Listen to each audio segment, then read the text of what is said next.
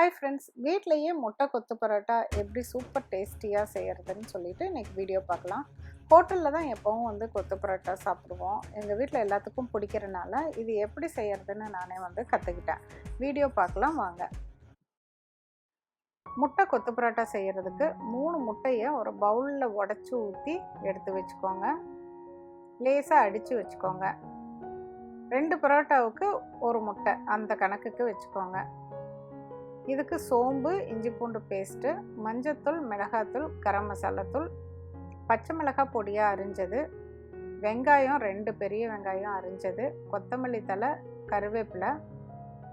இப்போ முட்டை நம்ம அடித்து வச்ச முட்டை, பரோட்டா, நல்லா சுட்ட பரோட்டா ஒரு 5 இல்லாட்டி 6 எடுத்துக்கோங்க.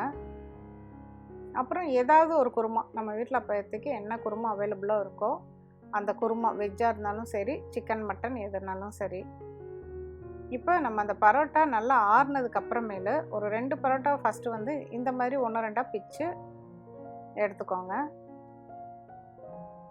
ஒரு 2 பரோட்டாவாக போட்டு நம்ம இப்போ மிக்ஸி ஜாரில் போட்டு அடிக்க போகிறோம். ஸோ நிறையா போட்டிங்கன்னா பாதி மாவாட்ட போகும், பாதி பெரிய பெரிய பீஸாக நிற்கும்.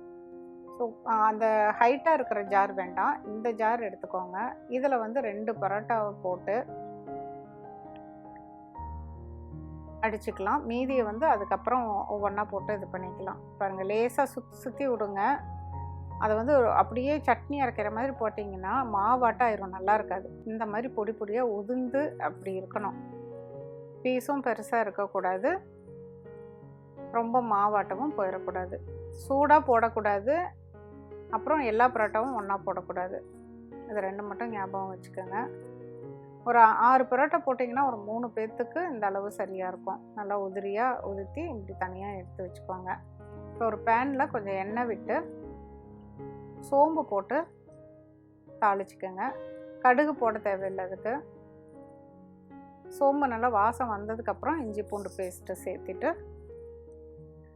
நல்லா வதக்கி விடுங்க. இதுக்கு மெயினாக சோம்பு கண்டிப்பாக போடணும். அப்போ தான் அந்த ஃப்ளேவர் நல்லா கிடைக்கும். 2 பெரிய வெங்காயம் அதை போட்டு நல்லா வதக்கி விடுங்க. பச்சை மிளகாவையும் சேர்த்து வதக்கி விடுங்க. நல்லா இது வதங்கினதுக்கப்புறம் கொஞ்சமாக உப்பு சேர்த்திக்கோங்க. உப்பு அந்த குழம்புல இருக்கும், பரோட்டாவில் இருக்கும். அதனால் நான் ஒரு அரை உப்பு தான் சேர்த்திருக்கேன், பார்த்துட்டு சேர்த்திக்கோங்க. மஞ்சத்தூள், மிளகாத்தூள், கரம் மசாலாத்தூள் அதையும் சேர்த்து பொடியாக அரிஞ்சு வச்ச கொத்தமல்லி தழை கொஞ்சம் நிறையா போடுங்க. இன்னும் கொஞ்சம் கூட போட்டிங்கனாலும் பரவாயில்ல, நல்லாயிருக்கும். கண்டிப்பாக கொத்தமல்லி தலையும் அந்த சோம்பும் இருந்தால் தான் அந்த கொத்து பரோட்டாக்கு டேஸ்ட்டு கொடுக்கும். அடித்து வச்ச முட்டை அதையும் இப்போ இதோடு சேர்த்திக்கோங்க. முட்டையை இப்போ லோ ஃப்ளேமில் நல்லா வதக்கி மிக்ஸ் பண்ணுங்கள். அந்த வெங்காயம் மசாலா கூட மிக்ஸ் பண்ணுங்கள். முக்கால்வாசி லேசாக அந்த ஈரப்பதம் இருக்கிறப்ப நம்ம அடித்து வச்சுருக்க இந்த பரோட்டாவை சேர்த்தணும். நல்லா ட்ரையாக ஆயிடக்கூடாது, முட்டை ரொம்ப கொலன்னு இருக்கக்கூடாது. லேசாக ஈரப்பதம் இருக்கிறப்ப சேர்த்தி நல்லா கிண்டி விடுங்க. இப்போ பார்த்திங்கன்னா அந்த பரோட்டா கூட முட்டை நல்லா ஒட்டி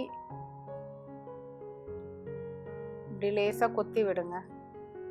நல்லா டேஸ்டியாக வரணும் அப்படின்னு சொன்னால் இந்த குருமாவை கொஞ்சம் போடுங்க. எனக்கு குருமா போடாமல் கூட பிடிக்கும். குருமாவோ சிக்கன் கறியோ எது இருக்குதோ அது போடுங்க. ஒரு 3 கரண்டி போடுங்க. ரொம்ப சொதன்னு ஊற்றிட்டிங்கனாலும் நல்லா இருக்காது. அதுக்கப்புறம் தேவைன்னா நம்ம எக்ஸ்ட்ராவாக கொஞ்சம் சேர்த்திக்கலாம். கடைசியில் இந்த கருவேப்பிலையை போட்டு ஹை ஃப்ளேமில் நல்லா ஒரு பெரட்டி விடுங்க. நல்லா பெரட்டி அதுக்கப்புறமேலு அந்த ஹை ஃப்ளேம்லேயே பெரட்டி எடுத்துருங்க.